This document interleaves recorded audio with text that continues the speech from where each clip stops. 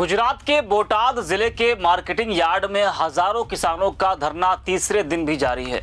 आम आदमी पार्टी के नेताओं के नेतृत्व में यह आंदोलन किसानों के साथ हो रहे कथित शोषण के खिलाफ चल रहा है। पार्टी के राष्ट्रीय संयोजक और दिल्ली के पूर्व मुख्यमंत्री अरविंद केजरीवाल ने खुद सोशल मीडिया पर इस मुद्दे को उठाते हुए कहा है कि गुजरात के मार्केट यार्डों में किसानों के साथ खुला अन्याय हो रहा है और उन्होंने आरोप लगाया कि मेहनत से उगाई गई फसल का सही दाम नहीं मिल रहा है, बल्कि बीजेपी के नेताओं ने इन यार्डों पर कब्जा कर लिया है और किसानों को परेशान कर रहे हैं।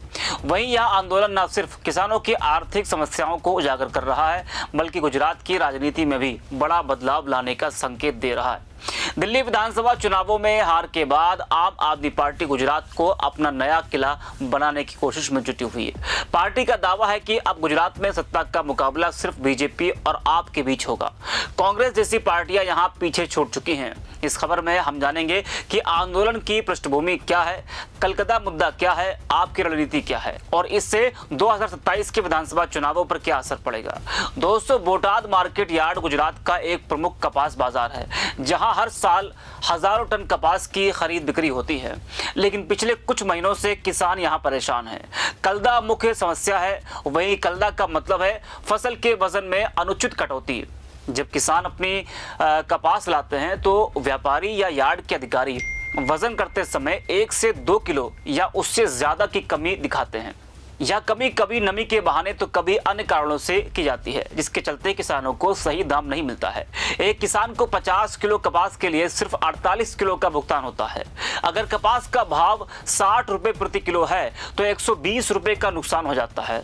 हजारों किसानों के लिए यह छोटी छोटी कटौतियां लाखों करोड़ों का घाटा बन जाती है। आपके किसान सेल के प्रदेश प्रमुख और सौराष्ट्र के प्रमुख नेता राजू भाई करपड़ा ने कुछ दिनों पहले एक वीडियो जारी कर इस कलदा के षड्यंत्र का पर्दाफाश किया था। वीडियो में उन्होंने दिखाया कि कैसे यार्ड में व्यापारी और अधिकारी मिलकर किसानों का शोषण कर रहे हैं। जी हाँ, वीडियो वायरल होते ही बोटाद यार्ड के अधिकारियों ने एक मीटिंग बुलाई और मीडिया के सामने वादा किया कि कलदा अब कभी नहीं होगा। लेकिन किसान कहते हैं कि वादे झूठे साबित हो गए। व्यापारी अब भी कसाई की तरह शोषण कर रहे हैं। जी हाँ, इसके बाद 8 अक्टूबर को राजू भाई करपड़ा ने हल्ला बोल अभियान शुरू किया।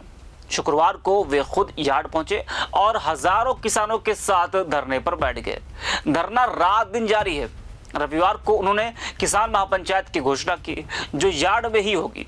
करपड़ा ने कहा कि जब तक किसानों को लिखित में गारंटी नहीं मिलेगी कि कलदा बंद होगा और फसल का पूरा वजन भुगतान होगा, तब तक हम हटेंगे नहीं।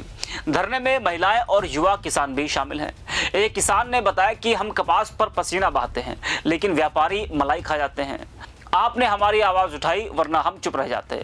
आपको बता दें कि आंदोलन के दौरान व्यापारियों ने खरीद बंद कर दी। आपका कहना है कि इसका मतलब साफ है, अगर कलदा बंद होगा तो व्यापारी नुकसान में पड़ जाएंगे। लेकिन किसान कहते हैं कि हम भूखे मरने को तैयार हैं, लेकिन शोषण सहन नहीं करेंगे। आपको बता दें कि दिल्ली विधानसभा चुनाव में आम आदमी पार्टी को करारी हार का सामना करना पड़ा। इससे पार्टी को बड़ा झटका लगा, लेकिन अरविंद केजरीवाल ने इसे सबक बनाया। उन्होंने कहा कि अब फोकस उन राज्यों पर होगा जहां पार्टी की जड़ें मजबूत हो सकती हैं। गुजरात आपका अगला लक्ष्य बन गया है। यहां पार्टी ने 2022 के विधानसभा चुनावों में 5 सीटें जीती। यह जीत ऐतिहासिक थी, क्योंकि गुजरात बीजेपी का गढ़ माना जाता है। लेकिन लोकसभा चुनावों के बाद हुए उपचुनावों में आपको झटका लगा। विसावदर में जीत तो हुई, लेकिन बोटाद के विधायक उमेश मकवान ने जून 2025 में पार्टी छोड़ दी। मकवाना ने आरोप लगाया कि आप पिछड़े वर्गों को पर्याप्त प्रतिनिधित्व नहीं दे रही है। वे व्हिप और नेशनल ज्वाइंट सेक्रेटरी के पद से इस्तीफा देकर चले गए। पार्टी ने उन्हें 5 साल के लिए सस्पेंड कर दिया। मकवाना के जाने से बोटाद में कमी आई, लेकिन राजू भाई करपड़ा ने सौराष्ट्र में आपका झंडा बुलंद कर दिया। वे निर्भीक नेता के रूप में उभरे हैं। शुक्रवार को जब वे यार्ड पहुंचे तो किसानों ने उनका जोरदार स्वागत किया। आप गुजरात के चेयरमैन इसुदान गढ़वी सौराष्ट्र में डेरा डाले हुए हैं। वे किसानों के मुद्दों पर लगातार बोल रहे हैं। पार्टी का कहना है कि 2027 के चुनावों में राहुल गांधी की तरह आप परिवर्तन लाएगी, लेकिन कांग्रेस गुटबाजी में फंसी है, जबकि आप जमीन से जुड़ी हुई लग रही है। आपके पास गुजरात में 4 विधायक बचे। गोपाल इटालिया चेतर वसावा, हेमंत खावा और सुधीर वाघाड़ी इटालिया और वसावा पहले से बीजेपी की चुनौती बने हुए हैं। अब करपड़ा की नाम लिस्ट में जुड़ गया है। आपके मुख्य प्रवक्ता करण बारोट ने ट्वीट कर दावा किया कि गुजरात में अब लड़ाई सिर्फ आप और बीजेपी के बीच है। जनता ने मान लिया है कि बीजेपी के 30 साल के कुशासन को हटाकर परिवर्तन सिर्फ आप ही लाएगी। यह दावा बोटाद के प्रोटेस्ट के बाद आया है, जहां भीड़ उमड़ पड़ी। गुजरात के कपास की खेती लाखों किसानों का पेशा है। राज्य में 15 लाख हेक्टेयर से ज्यादा जमीन पर कपास उगाई जाती है, लेकिन मार्केट यार्डों में शोषण से किसानों को सालाना करोड़ों का नुकसान हो रहा है। एक रिपोर्ट के मुताबिक कल्ला जैसी कटौतियों से बोटाद यार्ड में ही 20 से 25% किसान प्रभावित हैं। एक औसत किसान को 10 से 15 हजार रुपए का प्रति मौसम में घाटा होता है। वह किसान बताते हैं कि व्यापारी न सिर्फ वजन कम दिखाते हैं, बल्कि गोदामों में फसल भेजने पर भी कमीशन वसूलते हैं। अगर किसान विरोध करें तो खरीद बंद कर देते हैं।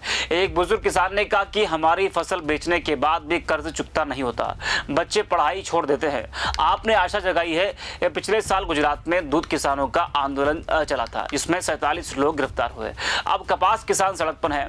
आपका कहना है कि यह सिर्फ बोटाद तक सीमित नहीं है, यह आंदोलन पूरे गुजरात में फैलेगा।